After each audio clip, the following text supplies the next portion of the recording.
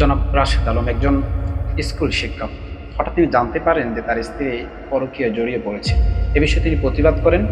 যখনই প্রতিবাদ করেন, তখনই তার বিরুদ্ধে দিয়ে দেওয়া হয় একটি নারী নির্যাতনের মামলা। তার চাকরি গেল, তার সামাজিক মর্যাদা গেল এবং তার জীবনটাও থমকে গেল। আসসালামু আলাইকুম রহমতুল্লাহি ওয়া বারাকাতুহু। দেশ ও দেশের বাইরে যে যেখান থেকে আমাদেরকে দেখছেন আপনাদেরকে স্বাগত জানাচ্ছি। প্রিয় দর্শক, আমরা আলোচনা করছিলাম পরকীয়া ইস্যুতে। গত কয়েক বছরে পরকীয়া একেবারে ভাইরাসের মতো ছড়িয়ে পড়েছে।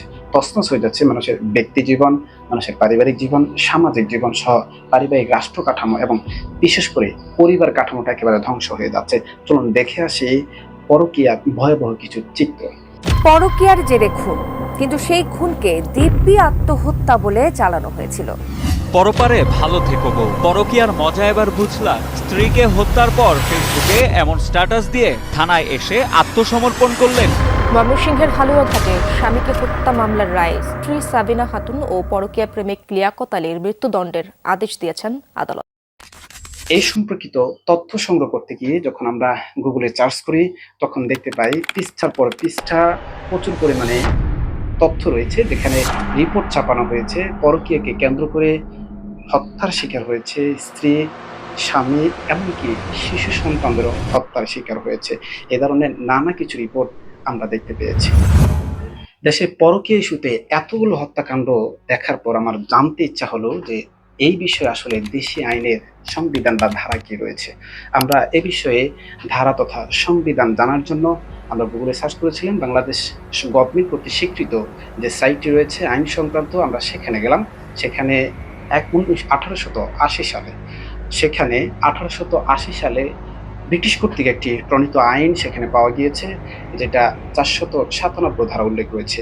ধারাটি ইংলিশে থাকায় আমরা আপনাদের সুবিধার্থে বাংলা অনুবাদ করে দিচ্ছি। পরকীয়া ইস্যুতে 497 ধারা উল্লেখ রয়েছে, যদি কোনো পুরুষ এমন কোনো নারীর সঙ্গে যৌনসম্পর্ক স্থাপন করে যিনি অন্য পুরুষের স্ত্রী এবং এই সম্পর্কে সে নারীর স্বামীর সম্মতি অথবা সহমতির বাহিরে হয়, তবে সেই পুরুষ ব্যভিচারের জন্য দায়ী হবেন এবং তাকে 5 বছর পর্যন্ত কারাদণ্ড, জরিমানা অথবা উভয় দণ্ডে দণ্ডিত করা যাবে। তবে এই ধারায় নারীকে অপরাধী হিসাবে বিবেচনা করা হয় না, কেবল পুরুষই এই অপরাধের জন্য দায়ী হবে। বাংলাদেশের এই আইন পর্যালোচনার পর আমরা দেখি ইসলামী আইন এ বিষয়ে কি বলে। ইসলাম পরকীয়াকে জেনা হিসেবে আখ্যায়িত করেছেন। জেনার ক্ষেত্রে ইসলাম যে সংজ্ঞা দিয়েছেন সেটা হচ্ছে বিবাহ বহির্ভূত যে কোনো শারীরিক সম্পর্ককে ইসলাম জেনা হিসেবে আখ্যায়িত করেছেন।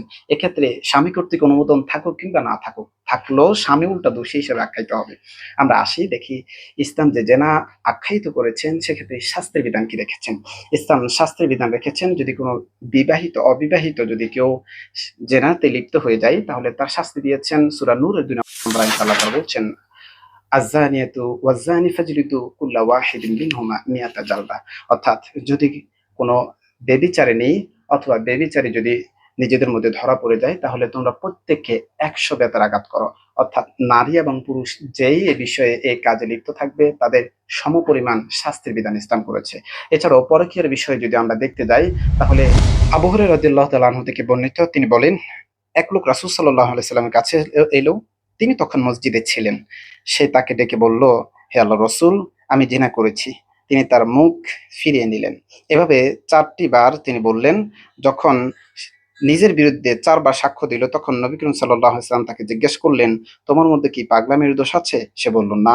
তিনি বললেন, তাহলে তুমি কি বিবাহিত? সে বললেন, হ্যাঁ। তখন নবী করিম সাল্লাল্লাহু আলাইহি সাল্লাম তোমাদের বললেন যে তোমরা তাকে নিয়ে যাও আর পাথর মেরে হত্যা করো। এই হাদিস থেকে বোঝা যাচ্ছে পরকীয়া ইস্যুতে মূলত আল্লাহ রাসূল সাল্লাল্লাহু আলাইহি ওয়াসাল্লাম মৃত্যুদণ্ডের বিধান দিয়েছেন। পরকীয়াতে ইসলাম সবচেয়ে কঠোর বিধান দিয়েছেন, যা হত্যাকাণ্ডের বিধান এমনটা দেওয়া হয়নি। হত্যার বিধান যদি কেউ চায়, পরিবারের লোকেরা চাইলে সেটা ক্ষমা করতে পারে, কিন্তু পরকীয়া এমন একটা বিধান, যদি কেউ এই জায়গায় ধরা পড়ে তাহলে ইসলাম কাউকে এই বিষয়ে ক্ষমার জন্য অনুমোদন দেয়নি। বরঞ্চ আল্লাহ তাআলা এই বিষয়ে বলেছেন, তোমরা এই বিষয়ে তাদের শাস্তি প্রদানের ক্ষেত্রে যাতে তোমাদের কাছে কোন রকম দয়া মায়া কোনো কিছু যাতে কাজ না করে, বরং কঠোর হয়ে এই বিষয়গুলো বাস্তবায়নের জন্য আল্লাহর পক্ষ থেকে নির্দেশনা দেওয়া হয়েছে। প্রিয় দর্শক, পরকীয়াতে এত কঠিন বিধান কেন দেয়া হয়েছে সেটা বিস্তারিত আলোচনা সাপেক্ষ। আপনাদের যদি জানার ইচ্ছা থাকে কমেন্ট বক্সে আমাদেরকে জানাতে পারেন। অবশ্যই পরকীয়াতে কেন এত কঠিন বিধান আল্লাহ তাআলা দিয়েছেন সে বিষয়ে আমরা পরবর্তী ভিডিওতে আলোচনা করব। আজকে পর্যন্তই। ভালো থাকুন, সুস্থ থাকুন। আগামীতে কোনো একটা ভিডিওতে আবার আপনাদের সাথে দেখা হবে। আসসালামু আলাইকুম ওয়া রাহমাতুল্লাহি ওয়া বারাকাতুহু।